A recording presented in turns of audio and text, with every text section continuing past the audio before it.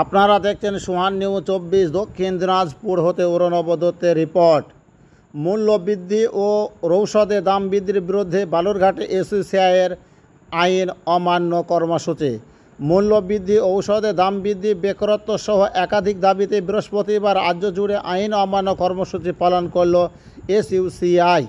দক্ষিণ দিনাজপুর জেলার বালুরঘাট শহরে এই কর্মসূচির অঙ্গ হিসাবে একটি মিছিল বের করেন সংগঠনের কর্মী সমর্থকরা। বালুরঘাট শহরের এই কর্মসূচির নেতৃত্ব দেন দলের জেলা কমিটির সদস্য নন্দা সাহা। তিনি জানান, থ্রেড কালচারাল লাগাতার মূল্যবৃদ্ধি, বেকারত্বের সমস্যা দূরীকরণ সহ বেশ কয়েকটি গুরুত্বপূর্ণ দাবিতে আমরা আজ রাজ্য জুড়ে আন্দোলনে নেমেছি। দক্ষিণ দিনাজপুর জেলা কমিটির এর অংশ হিসাবে বালুরঘাটে আইন অমান্য কর্মসূচি পালন করেছে।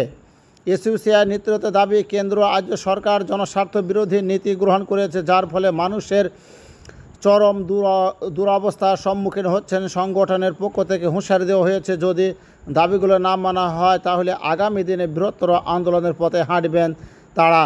আপনারা দেখছেন সেই ছবি সোহান নিউজ 24-এর পর্দায়। আপনারা দেখতে পাচ্ছেন গণ আন্দোলনের ব্যানার নিয়ে এসইউসিআই পথে নেমেছে, সেই ছবি আপনারা দেখতে পাচ্ছেন।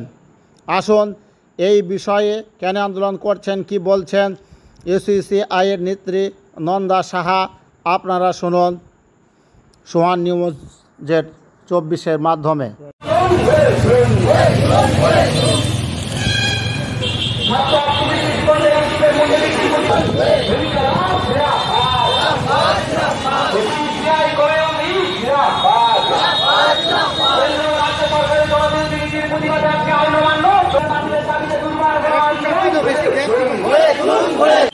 আজকে আমাদের সারা রাজ্য জুড়ে আইন অমান্যের কর্মসূচি আছে।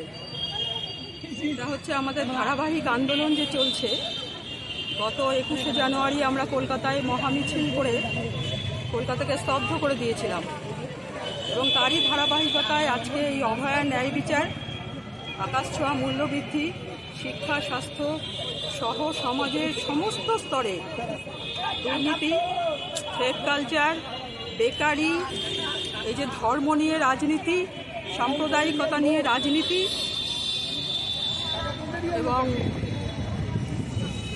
তার সাথে স্মার্ট মিটার বাতিল, এই যে 748টা ওষুধ, সেই ওষুধের যে মূল্যবৃদ্ধি ঘটানো হলো, আমরা কেন্দ্র এবং রাজ্য সরকারের এই সমস্ত জনবিরোধী নীতির বিরুদ্ধে আমরা এই আজকের আমাদের এই আইন অমান্য, এই আন্দোলন আমাদের ধারাবাহিকভাবে চলবে এবং আরও বৃহত্তরভাবে গড়ে উঠবে।